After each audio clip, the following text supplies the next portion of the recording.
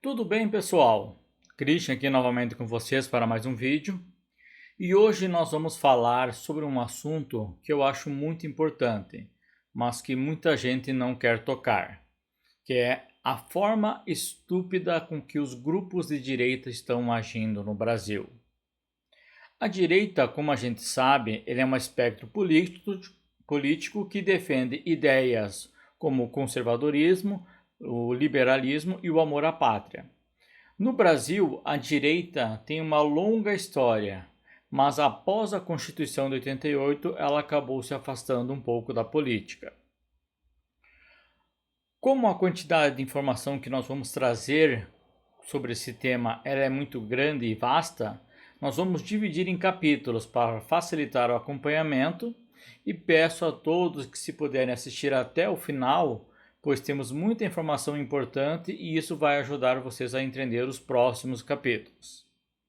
Então, hoje nós vamos estar abordando especificamente o capítulo 1 e o capítulo 2. Bora lá para o nosso vídeo?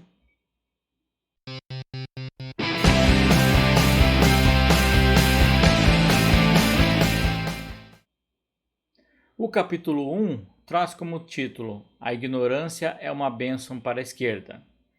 Como nós já citamos no vídeo sobre os motivos pelo qual o comunismo nunca deu certo, a esquerda foca em benefícios para os seus líderes e o povo é apenas uma massa de manobra. Mas como eles conseguem esses resultados? Como eles conseguem manipular o povo para conseguir todos esses benefícios apenas para os líderes? Temos dois casos que aconteceram recentemente aqui na nossa região, que foi tanto o caso da Venezuela como o caso da Argentina. Só para nós termos um efeito comparativo, a Venezuela, antes de Hugo Chávez, chegou a ter uma renda per capita, da maior renda per capita da América Latina, enquanto que a Argentina chegou a ser comparado como a Europa das Américas pelo seu alto desenvolvimento e qualidade de vida. E vejo como elas estão hoje: fome e miséria. Isso é o resultado da ignorância do povo, pela falta de conhecimento. Eu pessoalmente sempre faço esse comparativo, até na época em que eu era professor, em que eu lecionava para os alunos, eu falava para eles sobre a diferença entre inteligência e sabedoria. A diferença é, a inteligência nós nascemos com ela. Alguns nascem com um pouco mais de inteligência, outros com menos. Só que o que diferencia é que ambos vão conseguir aprender.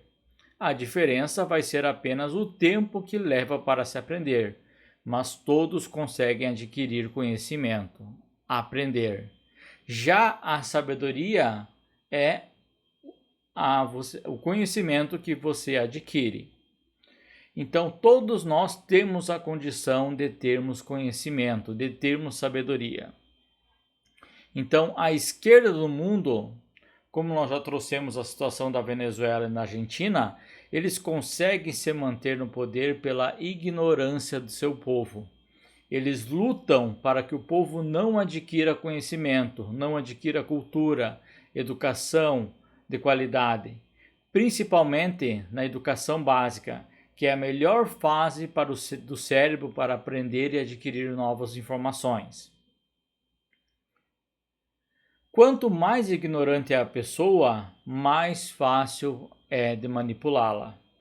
Um dos desenvolvedores dessa tese foi Antônio Gramsci, filósofo marxista, que foi fonte até mesmo de inspiração para o nosso patrono da educação, Paulo Freire. Apenas uma mera coincidência.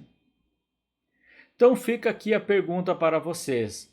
Desde a redemocratização do Brasil com a Constituição de 88, nossos índices de educação básica só caem ano após ano.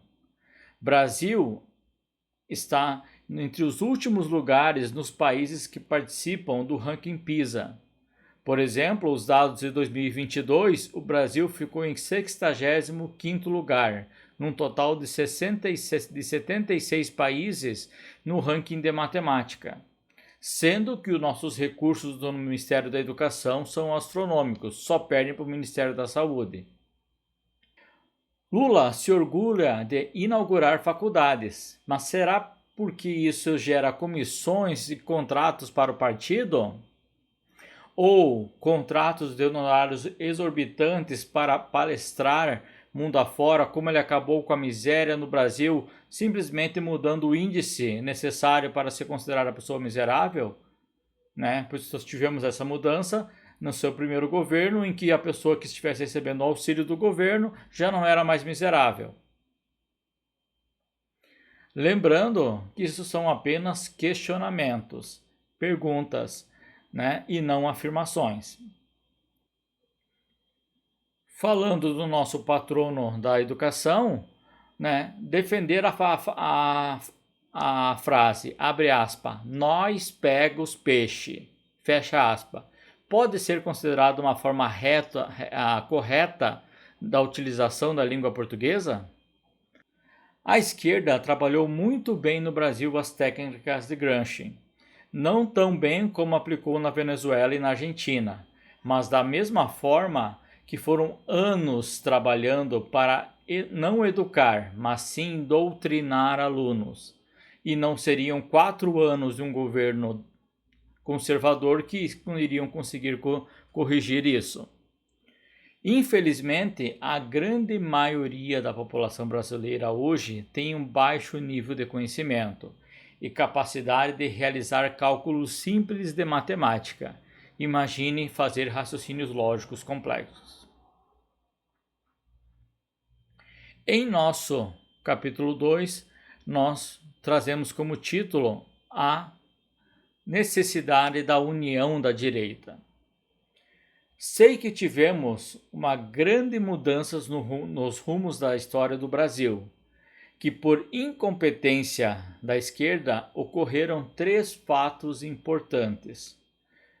Primeiro, veio a questão das redes sociais, que não era previsto pela esquerda, pois antes dela a população obtinha informações apenas pela mídia tradicional, a qual já se demonstrou que tem um viés político.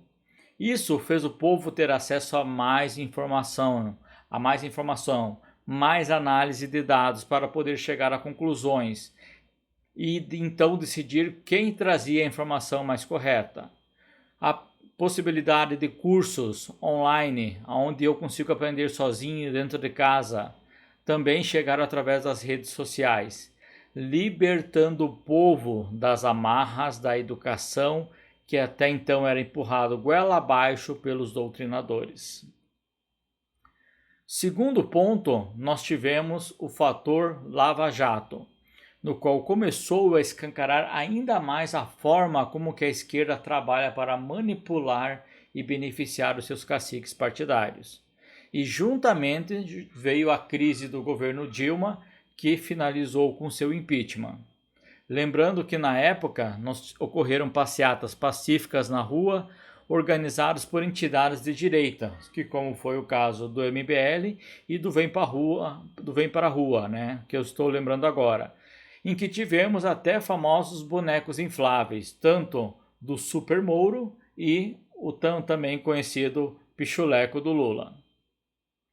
Até ministros da Suprema Corte, que naquela época já se pronunciavam publicamente sobre temas políticos, citavam, abre aspas, eles instalaram uma cleptocracia no Brasil, fecha aspas. Estranho que hoje esse mesmo ministro defende exatamente o oposto do seu posicionamento naquela época. Não sabemos o que levou a essa mudança. E em terceiro, surge aquele que acabou por se tornar a principal liderança de direita no Brasil hoje, que foi o senhor Jair Messias Bolsonaro, que acabou se elegendo presidente da República nas eleições em 2018. Então, junto com a esperança da eleição, começou uma divisão na direita. Sérgio Moro, que aceitou se tornar ministro da Justiça de Bolsonaro, com grandes chances até de se tornar ministro da Suprema Corte, saiu do governo realizando acusações que até hoje não se apresentaram nenhuma prova. Isso foi o primeiro grande rompimento, pois apesar de não ser a principal, Sérgio Moro representava e ainda representa para muitos brasileiros um nome forte da direita. Após isso, ocorreu o vazamento de áudios do grupo MBL, principalmente do seu líder do grupo, o que acabou gerando um apelido nas redes sociais como Dirceuzinho da direita. E com isso, novamente um novo rompimento com o presidente em ataque de ambas as partes. Da mesma forma, influenciadores de direita mudam sua visão e iniciam ataques ao presidente por meio das redes sociais. Então, novamente, gerando mais rompimento dentro do grupo da direita. E assim continuou esse racha, que dividiu a direita em várias, enquanto que a esquerda permaneceu unida, trabalhando embaixo dos panos para soltar o Lula e retornar ao poder, pois a esquerda sabia que não seria possível corrigir o Brasil em 4 anos. Ainda mais como no Brasil existe o Centrão, em que atrapalha a governabilidade de qualquer presidente. Já disse em vídeo anterior que eu não sou ingênuo para acreditar que Bolsonaro é um santo ou até mesmo um ser perfeito. Ele cometeu falhas e ainda as cometem, pois ele é um ser humano. Vamos citar como, por exemplo, ele comprou brigas que podiam ser evitadas. Como presidente, ele deve governar para o país e não ficar discutindo com jornalistas e apenas que isso apenas gerava munição para a mídia e também parlamentares de esquerda para ficar atrapalhando votações no Congresso e ficar discutindo sobre as falas do presidente, que o presidente foi misógino como jornalista. Por isso, eu peço a todos, quem tem um pensamento conservador, liberal, amor pela pátria, que parem com essas brigas internas e disputas para querer ser a liderança. Hoje, gostando ou não, Bolsonaro representa a principal liderança para o Brasil. E as demais lideranças devem se unir para que realmente a gente possa mudar o Brasil, começando pela educação. Mas para isso, nós precisamos unir a direita em prol do país. E como já citei, começando em melhorar o nosso sistema educacional, pois sem a educação, a população vai estar sempre na miséria. A Coreia do Sul é um grande exemplo que nós podemos utilizar, pois ele foi um país destruído após a guerra entre as Coreias e hoje é uma potência no mundo, focando após a guerra na educação do seu povo. Já disse isso em outros vídeos. Por mais que a Bolsonaro represente a direita em nosso país, somente o povo é quem tem o poder da mudança. Depende de cada um de nós querer aprender, lutar por mais conhecimento e assim acabar com essa escravidão que é a dependência do Estado. Então, pessoal, terminamos aqui os nossos 2 primeiros capítulos dessa nossa série. Da mesma forma em que eu tive a atitude para iniciar o canal, cabe a cada um das lideranças lutar para unir a direita, porque todo mundo que tem esse pensamento liberal, conservador, amor à pátria, quer o bem para o Brasil. Agradeço a todos que ficaram conosco até o final. Sei que foi um pouco mais longo, mas lembrando a vocês, não esqueçam do nosso CCC, curte, comente e compartilhe. Quem ainda não estiver inscrito, por favor, inscreva-se no canal. Até o nosso vídeo e meu muito obrigado a todos.